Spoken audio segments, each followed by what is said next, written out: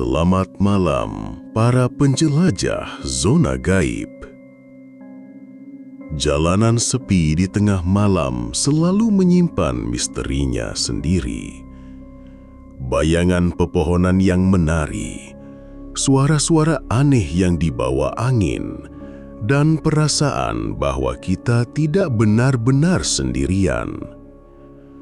Malam ini, kita akan mengikuti jejak roda sebuah truk tua di jalur lintas selatan yang legendaris, menuju sebuah titik yang namanya saja sudah cukup membuat para sopir veteran bergidik ngeri. Tikungan Maut Cijengkol. Kita akan bersama Pak Tarno, seorang pria yang sudah puluhan tahun menaklukkan aspal, yang menganggap cerita hantu hanyalah bualan. Tapi di tikungan itu menanti sesosok arwah pengantin yang kisahnya abadi seperti duka yang disimpannya. Apakah pengalaman bisa mengalahkan teror? Mari kita cari tahu bersama. Deru mesin diesel truk tua Pak Tarno adalah satu-satunya suara yang memecah keheningan malam di jalur selatan. Ia sudah melakoni pekerjaan ini lebih dari separuh hidupnya, mengangkut sayur mayur dari pedalaman ke kota besar. Baginya, jalanan adalah teman, dan setiap tikungannya adalah sahabat lama yang sudah ia hafal luar kepala, termasuk tikungan yang sebentar lagi akan ia hadapi, tikungan Cijengkol. Ia sudah mendengar semua ceritanya. Cerita tentang bus rombongan pengantin yang terjun ke jurang puluhan tahun lalu. Cerita tentang arwah pengantin wanita bernama Arum yang tak pernah sampai di pelaminan dan kini sering berdiri di tepi jalan menanti jemputan yang tak akan pernah datang. Pak Tarno selalu mendengus setiap kali mendengar cerita itu dari sopir-sopir muda. Itu cuma cerita buat nangkut-nangkutin kalian biar nggak ngantuk, pikirnya dalam hati sambil menepuk-nepuk dashboard truknya yang setia. Malam semakin larut, jalanan semakin sepi. Sinyal radio sudah lama hilang, digantikan oleh suara desis statis yang monoton. Tiba-tiba, di tengah desisan itu, terdengar alunan musik yang aneh. Bukan dangdut koplo yang biasa ia setel. Ini adalah alunan gamelan Jawa yang lembut, melodi sebuah prosesi pernikahan. Pak Tarno mengerutkan kening. Siapa yang hajatan di tengah hutan belantara selarut ini? Ia mencoba memutar-mutar knob frekuensi, namun suara gamelan itu justru semakin jelas, seolah berasal dari dalam kabin truknya sendiri. Merasa sedikit terganggu, ia akhirnya mematikan radio itu. Udara di luar terasa semakin dingin. Kabut tipis mulai turun dari perbukitan, merayap pelan menutupi aspal di depannya. Truknya mulai mendaki memasuki area sebelum tikungan maut itu. Disinilah jalanan mulai menyempit, diapit oleh tebing batu di sisi kanan dan jurang menganga yang gelap di sisi kiri. Pagar pengaman yang sudah bengkok dan berkarat menjadi satu-satunya pembatas antara hidup dan mati. Pak Tarno menurunkan gigi persneling, memperlambat laju truknya. Lampu depan yang kekuningan menembus kabut yang semakin tebal, hanya mampu menerangi beberapa meter ke depan. Ia harus ekstra hati-hati di sini. Tikungannya tajam dan menurun. Salah sedikit saja, nasibnya akan sama seperti puluhan kendaraan lain yang rangkanya kini bersemayam di dasar jurang. Dan saat itulah, di puncak kelokan yang paling tajam, sorot lampu truknya menangkap sesuatu. Sesosok figur berdiri diam di tepi jalan, tepat di samping pagar pengaman yang rusak. Seorang wanita. Ia mengenakan pakaian pengantin adat Jawa lengkap dengan kebaya putih dan sanggul yang dihiasi untaian bunga melati. Pakaiannya tampak kusam, sedikit sobek di beberapa bagian dan ternodai oleh lumpur. Wajahnya tidak terlihat jelas, tertutup oleh bayangan dan kabut tebal. Satu tangannya terangkat, telapaknya terbuka. Bukan melambai, tapi sebuah isyarat meminta tumpangan. Jantung Pak Tarno serasa berhenti berdetak. Semua cerita yang selama ini ia anggap bualan, semua legenda yang ia tertawakan kini berdiri nyata di hadapannya hanya beberapa meter dari bemper truknya. Ini tidak mungkin, ini pasti hanya ilusi, matanya yang lelah sedang berpermainkannya. Namun sosok itu tidak hilang.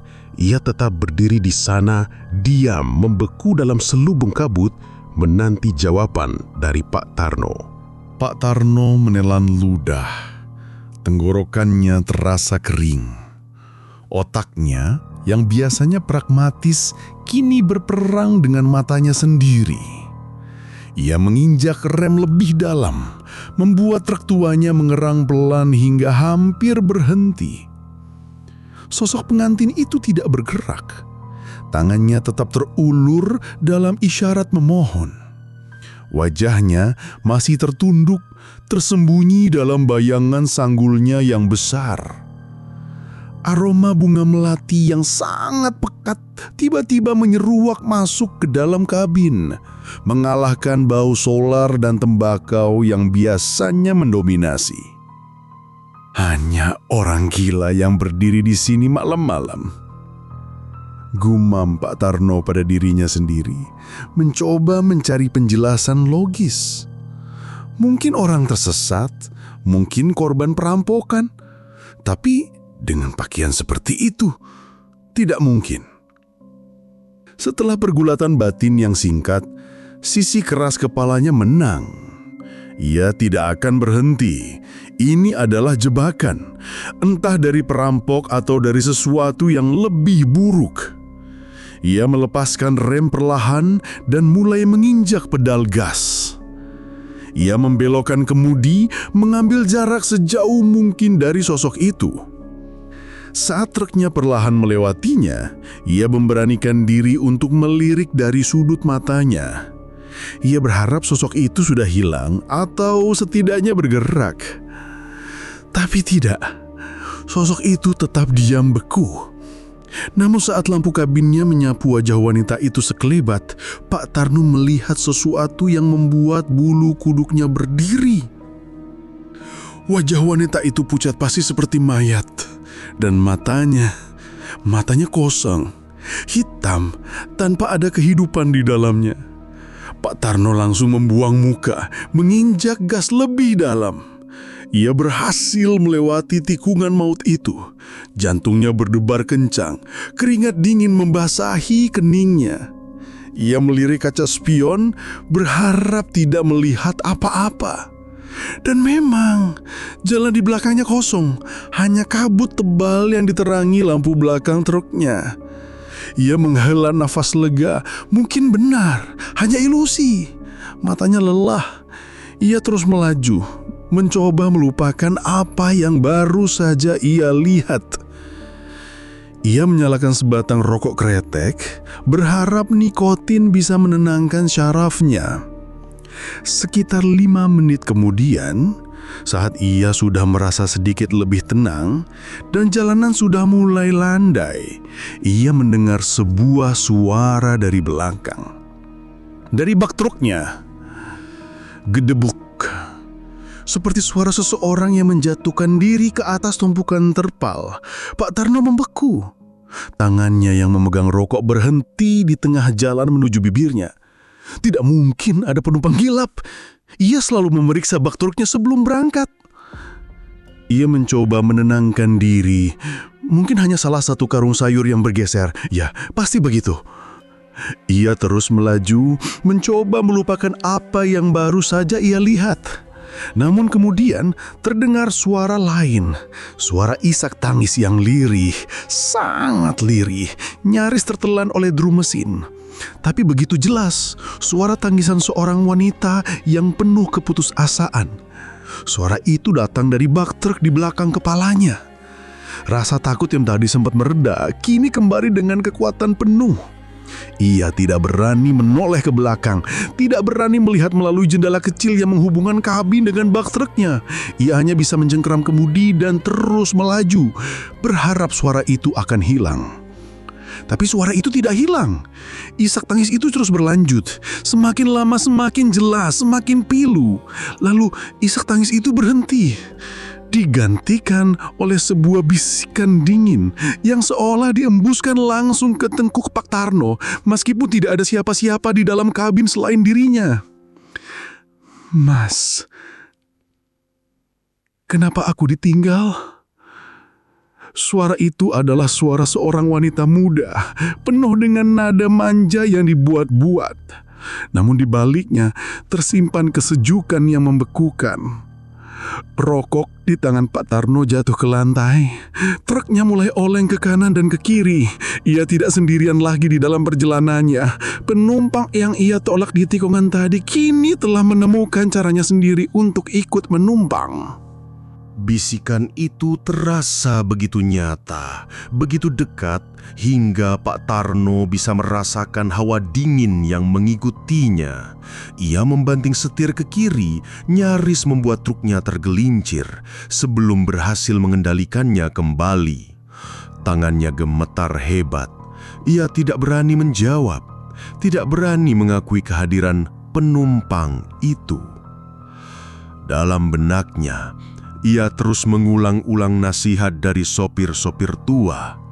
Jika bertemu dengan mereka, jangan pernah diajak bicara. Anggap saja tidak ada. Ia mencoba fokus pada jalanan di depannya. Matanya terpaku pada garis putih putus-putus yang ditelan oleh kegelapan. Namun, konsentrasinya buyar saat ia kembali mendengar suara dari belakang. Kali ini bukan tangisan atau bisikan, melainkan suara kuku yang menggores-gores jendela kecil di belakang kepalanya. Kres, kres, krek. Suara yang tajam dan disengaja, seolah seseorang sedang mencoba menarik perhatiannya. Pak Tarno memejamkan mata sejenak, rahangnya mengeras. "Pergi," desisnya pelan, lebih pada dirinya sendiri daripada sumber suara itu. Sebagai jawaban, goresan itu berhenti, digantikan oleh 3 ketukan pelan di kaca jendela itu. Tuk, tuk, tuk. Ketukan yang sopan, seperti seorang penumpang yang ingin bertanya pada sopirnya. Pak Tarno tidak tahan lagi. Rasa takutnya kini bercampur amarah dan frustrasi. Dengan gerakan tiba-tiba, ia menoleh ke belakang, siap membentak siapapun atau apapun itu. Tidak ada apa-apa di jendela kecil itu. Hanya kegelapan bak truk yang tertutup terpal. Ia mengeringit. Apakah pikirannya sudah benar-benar kacau? Saat ia hendak kembali menghadap ke depan, matanya tanpa sengaja melirik ke kaca spion samping, dan jantungnya serasa diremas hingga berhenti berdetak. Di dalam pantulan kaca spion itu, di kursi penumpang di sebelahnya yang seharusnya kosong, kini duduk sesosok wanita. Pengantin yang sama yang ia lihat di tikungan tadi. Kebaya putihnya yang kusam tampak bersinar remang-remang di kegelapan kabin. Wajahnya yang pucat kini menoleh ke arah Pak Tarno. Dan bibirnya menyunggingkan sebuah senyuman. Senyuman yang lebar, manis, namun sama sekali tidak mencapai matanya yang hitam dan kosong. Pak Tarno menjerit. Ia refleks membanting setir ke kanan, berusaha menjauh dari penampakan mengerikan di sampingnya. Truknya yang besar oleng dengan liar, bannya berdejit memekakkan telinga di atas aspal. Ia hampir kehilangan kendali. Truknya nyaris masuk ke jalur berlawanan sebelum ia berhasil meluruskannya kembali. Napasnya tersengal-sengal, matanya melotot ke kursi penumpang di sebelahnya. Kosong, tidak ada siapa-siapa di sana. Ia melirik ke kaca spion lagi. Jalanan di belakangnya gelap dan kosong. Tidak ada pantulan sosok pengantin itu. Apakah itu tadi nyata atau hanya halusinasi akibat kelelahan dan ketakutan? Ia tidak tahu lagi mana yang nyata dan mana yang tidak. Ia memutuskan untuk berhenti. Ia butuh istirahat, butuh mencuci muka, butuh menjernihkan pikirannya.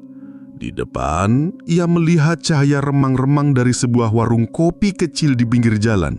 Satu-satunya tanda kehidupan di tengah lautan kegelapan itu. Dengan perasaan lega yang luar biasa, ia mengarahkan truknya ke sana. Ia memarkir truknya, mematikan mesin. Keheningan yang tiba-tiba terasa begitu menenangkan. Ia meraih botol air mineralnya, menenggaknya hingga tandas. Setelah beberapa menit menenangkan diri, ia merasa sedikit lebih baik. Itu pasti hanya halusinasi. Ya, hanya halusinasi. Ia membuka pintu kabin dan turun, berniat memesan segelas kopi panas. Saat kakinya menenjak tanah, ia mencium kembali aroma itu. Aroma melati yang pekat. Dan dari kolong teriknya, perlahan merayap keluar sesuatu. Bukan manusia, bukan binatang, melainkan untayan bunga melati yang sudah layu dan menghitam. Bergerak seperti ular, merambat naik ke ban triknya. Dan di belakang untian bunga itu, dari kegelapan pekat di bawah sasis truknya, terdengar suara tawa cekikikan yang tertahan. "Mau kemana, Mas? Kok buru-buru?" Pak Tarno membeku di samping pintu truknya. Matanya terpaku pada untayan melati yang merambat seperti makhluk hidup. Suara tawa cekikikan dari kolong truk membuatnya merasa seperti seekor tikus yang terpojok oleh seekor ular. Ia mundur perlahan, menjauh dari truknya. Matanya tidak pernah lepas dari kegelapan di bawah sana. Ia tidak berani lari. Ia merasa jika ia berbalik, sesuatu akan menerekamnya dari belakang. Warung kopi yang tadi tampak seperti sebuah suara harapan, kini terlihat berbeda. Lampu neonnya yang redup berkedip-kedip dengan ganjil. Tidak ada kendaraan lain yang parkir di sana. Hanya ada satu sosok yang duduk di bangku panjang di depan warung, membelakanginya. Sosok seorang wanita tua mengenakan kebaya lusuh dan kerudung, sedang menunduk seolah tertidur. Bu, tolong!" teriak Pak Tarno. Suaranya serak karena panik. Wanita tua itu tidak bergerak, seolah tidak mendengar teriakannya. Tawa cekikikan dari kolong truk terdengar lagi, kali ini lebih keras, seolah mengejek usahanya mencari pertolongan. Dengan putus asa, Pak Tarno memberanikan diri untuk berlari menuju warung itu. Ia harus meminta bantuan, siapapun. Saat ia berlari melintasi pelataran parkir yang kosong, ia merasakan angin dingin berhembus di tengkuknya. Aroma melati menjadi semakin menyengat.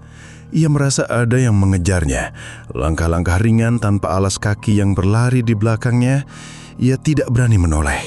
Ia terus berlari hingga sampai di depan warung. Bu, tolong!" panggilnya lagi sambil mengguncang-guncang bahu wanita tua itu. Perlahan, wanita tua itu mengangkat kepalanya. Pak Tarno terkesiap dan mundur selangkah. Wajah wanita tua itu keriput dan pucat pasih. Matanya hitam dan kosong. Sama seperti mata pengantin wanita yang ia lihat di kaca spion.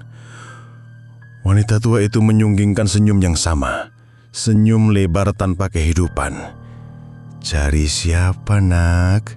tanyanya, suaranya serak dan bergerak seperti kayu kering. Sebelum Pak Tarno sempat menjawab, semua lampu di warung itu mati total. Ia kini terperangkap dalam kegelapan, hanya diterangi oleh cahaya bulan yang pucat. Sosok wanita tua di hadapannya perlahan berdiri. Tubuhnya yang tadinya bungkuk kini tegak dengan cara yang tidak wajar. Suara kertak tulang terdengar saat ia meregangkan tubuhnya. Dia malu kalau ketemu orang baru. kata wanita tua itu. Namun suaranya kini telah berubah. Suaranya menjadi suara wanita muda yang manja dan dingin. Suara yang sama dengan bisikan yang didengarnya di dalam truk. "Biar Eyang saja yang temani kamu ngobrol." Sosok itu melangkah mendekati Pak Tarno. Wajahnya yang keriput seolah meleleh dan berubah bentuk dalam kegelapan. Perlahan menjadi wajah pucat sang pengantin wanita. Arwah itu bisa berubah wujud. Ia bukan hanya arwah seorang pengantin, tapi sesuatu yang lebih tua dan lebih jahat yang hanya menggunakan wujud Arum sebagai topengnya. Pak Tarno berteriak dan berbalik, berlari kembali ke arah truknya. Ia tidak peduli lagi dengan apa yang ada di kolong truk. Setidaknya di dalam kabin ia bisa mengunci diri. Saat ia berlari, ia mendengar suara tawa dari segala arah. Tawa wanita muda, tawa wanita tua, tawa anak kecil, seolah seluruh penghuni tak kasat mata di tempat itu sedang menertawakan keputusasaannya. Ia berhasil mencapai truknya, melompat masuk ke kabin dan mengunci pintunya. Ia menyalakan mesin truk dengan tangan gemetar. Mesinnya meraung hidup. Ia harus pergi dari sini, sekarang juga. Ia memasukkan gigi persneling dan menginjak gas. Saat truknya mulai bergerak maju, sorot lampunya menyorot sesuatu yang tergeletak di tengah jalan, tepat di depannya. Sesuatu yang tadi tidak ada di sana. Sebuah boneka pengantin Jawa, seukuran anak kecil, tergeletak terlungkup di atas aspal. Pakaiannya persis seperti yang dikenakan arwah itu. Pak Tarno tidak punya pilihan. Ia tidak bisa menghindarinya. Dengan berat hati ia terus melaju. Roda depan truknya melindas boneka itu dengan suara kerak yang memuakkan. Tepat saat ia melindasnya, seluruh sistem kelistrikan di truknya mati total. Lampu depan, lampu kabin, bahkan mesinnya pun ikut mati. Truknya meluncur tanpa tenaga di jalanan yang menurun, masuk kembali ke dalam kegelapan absolut. Dan dari kursi penumpang di sebelahnya, terdengar suara tangisan yang dibuat-buat, diikuti oleh bisikan yang paling mengerikan malam itu. "Mas, jahat, kok mainannya dirusak?" Kegelapan di dalam kabin truk terasa pekat dan menyesakkan. Satu-satunya suara adalah deruban di atas aspal saat truk itu terus meluncur tanpa kendali di jalanan yang menurun. Bisikan manja yang penuh ancaman itu masih terngiang di telinga Pak Tarno. Ia duduk membeku di kursinya, tidak berani bergerak, tidak berani bernafas. Ia bisa merasakan kehadiran sosok itu di kursi sebelahnya. Hawa dingin yang menusuk tulang dan aroma melati yang kini terasa memuakan memenuhi ruangan sempit itu. "Harusnya Mas berhenti tadi," bisik suara itu lagi. Kali ini terdengar lebih dekat, seolah diucapkan tepat di samping telinganya. "Kalau Mas berhenti, Arum cuma mau ikut sampai ujung desa. Tapi Mas malah lari. Mas nggak suka sama Arum." "Iya." Pak Tarno mencengkram kemudi dengan erat. Matanya menatap lurus ke depan, mencoba melihat apapun di dalam kegelapan. Ia tahu ia harus melakukan sesuatu. Truk ini tidak akan berhenti dengan sendirinya. Di depan sana ada tikungan-tikungan tajam lainnya. Ia mulai menginjak-injak pedal rem dengan panik. Rem anginnya tidak berfungsi. Semuanya mati. "Mas, kok diam saja?" Suara itu kini terdengar merajuk, seperti anak kecil yang tidak diberi permen. Tiba-tiba, Pak Tarno merasakan sentuhan dingin di pipinya. Sentuhan jari-jari yang kurus dan lembab. Ia tersentak hebat, refleks menepis tangan tak terlihat itu. "Jangan sentuh saya," teriak Pak Tarno. Akhirnya meledak. Ketakutan, frustasi, dan amarah yang ia pendam sepanjang malam akhirnya tumpah ruah. Keheningan sesaat. Lalu terdengar suara tawa. Bukan tawa cekikikan atau tawa manja. Ini adalah tawa penuh amarah, melengking tinggi dan menusuk telinga. Suara tawa dari sesuatu yang sudah bukan lagi berpura-pura menjadi gadis manis yang tersesat. "Beraninya kamu!" jerit suara itu. Kini berubah menjadi suara yang berat dan serak. Tidak ada yang pernah menolakku. Seluruh kabin truk bergetar hebat. Pintu di sisi penumpang terbanting-banting dengan keras seolah ada yang ingin merusaknya dari luar. Kaca depan truk tiba-tiba retak, membentuk jaring laba-laba raksasa tanpa sebab. Pak Tarno panik. Ia sadar, ia telah melakukan kesalahan terbesar. Ia telah memancing amarah makhluk itu. Di tengah kekacauan itu, ia teringat sesuatu. Sebuah jimat kecil pemberian almarhumah ibunya yang selalu ia gantung di dekat kaca spion tengah. Kantong kain kecil berisi butiran garam dan potongan-potongan ayat suci. Dengan tangan gemetar, ia meraba-raba dalam kegelap dan berhasil meraihnya. Ia menggenggam jimat itu erat-erat di tangannya. Bibirnya komat kamit membaca doa apapun yang ia ingat. Saat ia menggenggam jimat itu, ia merasakan sensasi hangat yang menjalar di tangannya. Jeritan melengking di sampingnya berubah menjadi pekikan kesakitan. Panas, apa itu? Lepaskan! Truk itu terus meluncur semakin cepat. Dari kejauhan, Pak Tarno samar-samar bisa melihat cahaya. Beberapa lampu rumah penduduk di sebuah desa kecil. Harapan. Ia harus mencapai desa itu. Dengan satu tangan memegang kemudi dan tangan lainnya menggenggam jimat, ia mencoba sebisa mungkin mengarahkan truknya. Kau akan mati bersamaku di sini, seperti yang lainnya, jerit arwah itu. Tiba-tiba, kemudi truk berputar dengan sendirinya dengan sangat kuat ke arah kiri, ke arah jurang. Pak Tarno berjuang melawannya, otot-otot lengannya menegang. Ini adalah pertarungan antara kekuatannya dan kekuatan makhluk gaib itu. Truknya melaju lurus ke arah pagar pengaman jurang. Pak Tarno tahu ia akan kalah. Sebagai upaya terakhir, ia menempelkan kantung jimat itu ke kemudi. Terdengar suara desis seperti air disiramkan ke bara api, dan kekuatan yang melawan tangannya tiba-tiba lenyap. Namun, sudah terlambat. Brak! Bemper depan truk menabrak pagar pengaman jurang, menghancurkannya. Separuh badan truk kini menggantung di bibir jurang. Pak Tarno terlempar ke depan, kepalanya terbentur dashboard. Semuanya menjadi gelap. Ketika ia siuman, ia mencium bau bensin dan mendengar suara sirine dari kejauhan.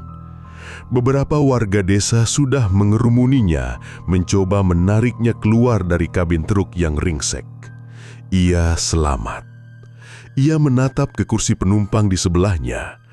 Kosong. Aroma melati sudah hilang. Beberapa hari kemudian, setelah pulih, Pak Tarno didatangi oleh seorang kiai dari desa itu. Sang kiai menjelaskan bahwa makhluk di tikungan Cijengkol bukanlah arwah Arum sang pengantin. Itu adalah jin penunggu yang sudah sangat tua, yang suka mengambil wujud Arum untuk menjebak para pengendara. Makhluk itu akan marah jika ditolak atau dilawan dan akan menyeret korbannya ke dalam jurang. Jimat dari almarhumah ibumu dan doa tulusmu yang menyelamatkanmu, Pak, kata sang kiai. Makhluk itu tidak suka dengan hal-hal yang suci. Tapi dia tidak akan pergi. Dia akan tetap di sana, menunggu korban berikutnya yang lengah. Pak Tarno tidak pernah lagi mengemudikan truk di malam hari. Ia menjual truk tuanya dan memilih menjadi petani di kampungnya. Ia tidak pernah lagi meremehkan cerita-cerita orang tua, karena ia tahu di setiap jalanan sepi dan tikungan angker ada kebenaran mengerikan yang menunggu untuk diuji. Dan ia adalah salah satu dari sedikit orang yang beruntung bisa lolos untuk menceritakan kisahnya.